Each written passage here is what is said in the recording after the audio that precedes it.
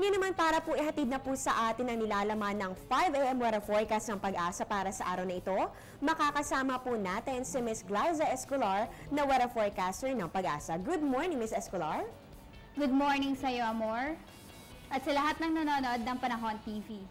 Ms. Escolar, kahapon po base po sa inyong 5 PM weather forecast, ito pong si Bagyong Isang ay bahagya pong lumakas. So mula po sa pagiging tropical depression, ito po ay naging tropical storm na at ito nga po ay bahagya ring bumilis. So ang tanong po na nakararami para sa araw na ito, tuluyan na po ba itong nakalabas ng ating Philippine Area of Responsibility? Kagabi po yan tulad po ng inaasahan? Tama ka dyan, Amor. Ang bagyong si Isang ay tuluyan nang lumabas ng Philippine Area of Responsibility at ito ay huling namataan sa layong 250 km kanluran ng Itbayat, Batanes. Ito pa ay patuloy na kumikilos pahilagang kanluran sa bilis na 15 km per hour at inaasahang patungong southern China. Lahat ng warning signal o storm warning signal ay nakababa na po, kaya magandang balita po yan para sa ating mga kababayan. Ayan, good news po talaga yan para sa ating lahat, lalong-lalo na po ngayon na umpisa pa lamang ng ating Huwebes. So yan po agad ang sumalubong para sa ating mga kababayan, especially nga po sa mga kababayan natin dito sa Northern Luzon na naibaba na po lahat ng storm warning signal at nakalabas na nga itong si Bagyong Isang. Pero matanong ko lang po, ano po ba ang naging dahilan ng bahagyang paglakas at pagbilis na rin po nitong si Bagyong Isang kahapon? So kahapon ng hapon, kaya biglang lumakas itong Bagyong Isang from tropical depression naging tropical storm, yung sentro niya nasa dagat na. Ibig sabihin, nagkaroon na siya ng fuel para tuluyang lumakas. Yung moisture ng dagat, doon siya kumukuha ng lakas. Kaya inaasahan natin nung bandang hapon, ito nga ay tuluyang lumakas sa isang tropical storm. Kaya naman siya bumilis. Maalala natin na laging merong high pressure system dito sa northeast ng Pilipinas. So nag-recede po ito, kaya bahagyang bumilis ang bagyong si Isang. Ayan, naliwanagan ng ating mga kababayan kung ano nga ba ang naging dahilan ng pagbilis at bahagyang paglakas nga nitong si Bagyong Isang. At ito naman po, ano bang magiging lagay ng ating panahon sa araw na ito ng Huwebes? Total, wala na po tayong binabantayang bagyo ngayon sa loob ng ating PAR.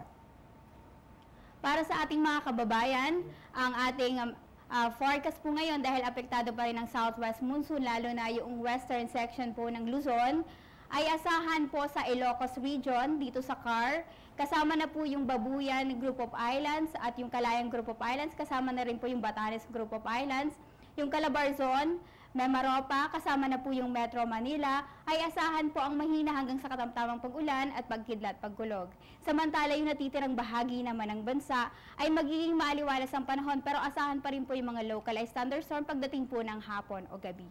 Ms. Escolar, maiba naman po tayo. Kamusta naman po ba ang lagay o kondisyon po nitong ating mga dams and river basins dito po sa ating bansa? Nagkakaroon na po ba tayo ng problema dito sa mga water levels natin sa ngayon?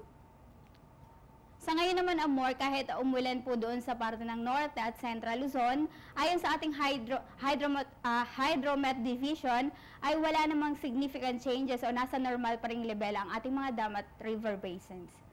At ito naman para po sa kapakanan naman ng ating mga kabayang mangisda, kamusta po ba ang ating sea condition ngayon?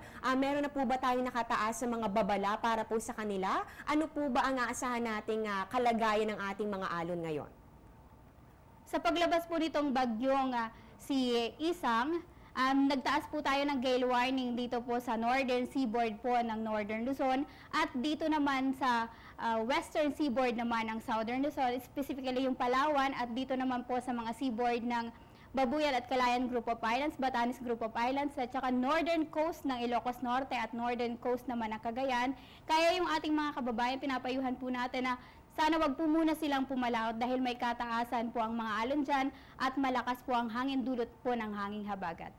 Ayan, kalalabas pa lamang po nitong si Bagyong Isang at magandang balita ngayon para sa ating lahat. Pero sa ngayon po ba, meron na po ba kayong namomonitor o binabantayan ulit na posibleng maging LPA o panibagong sama ng panahon na naman na posibleng pumasok rin dito sa ating bansa sa mga susunod na mga araw? Meron po tayong na-monitor na isang low pressure area dito po sa may kanluran po ng Palawan. Ito ay approximately 690 km kanluran po ng Coron, Palawan. So ayan po, babantayan na naman natin na magiging lagay nito. Ito po ba ay inaasahan nating papasok dito sa ating Philippine Area of Responsibility, Ms. Escolar?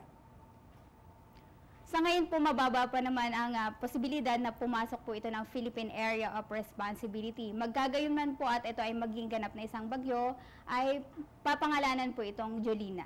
Ayan, patuloy po nating babantayan ang mga pagbabago sa magiging lagay nitong low pressure area na ito at sana naman po ay hindi na matuloy ang pagiging isang ganap na bagyo nitong sama ng panahon sa labas ng ating bansa. At eto naman, Ms. Escolar, panghuling katanungan na lamang natin, dahil nga itong si Bagyo Isang ay nakalabas na po ng ating PAR kagabi, so inaasahan po ba natin na magpapatuloy pa rin po ang pagpapabuhos ng ulan nitong hanging habagat dito sa ating bansa? Mga hanggang kailan po ba natin inaasahan yung mga pag-ulan dulot nitong southwest monsoon na ito? Patuloy pa rin po ang pag-iral ng southwest monsoon kahit nakalabas na ang Bagyong Isang. Mga isa o 2 araw pa rin po ang mga pag-ulan dulot po ng hanging habagat, lalo na po dito sa may bandang Palawan na inaasahan po natin na hanggang 2 araw po ang mga pag-ulan po dyan. Ayan, napakasiksik naman po sa impormasyon. Ito nga naging panayam natin kay Ms. Escolar. Maraming salamat po, Ms. Gaiza Escolar, sa ibdahang impormasyon tungkol sa lagay ng ating panahon. Maraming salamat din sa iyo, Amor, at para po sa ating mga kababayan, lalo na po dito sa may Luzon, ay panatilihin pong magdala po ng payong para po hindi po tayo maabala sa anumang gagawin po natin ngayong araw. Ayan nga po at natunghayan po natin si Ms. Gaiza Escolar na weather forecaster ng Pag-asa. Ngayon dumako naman po tayo sa sunrise at sa sunset.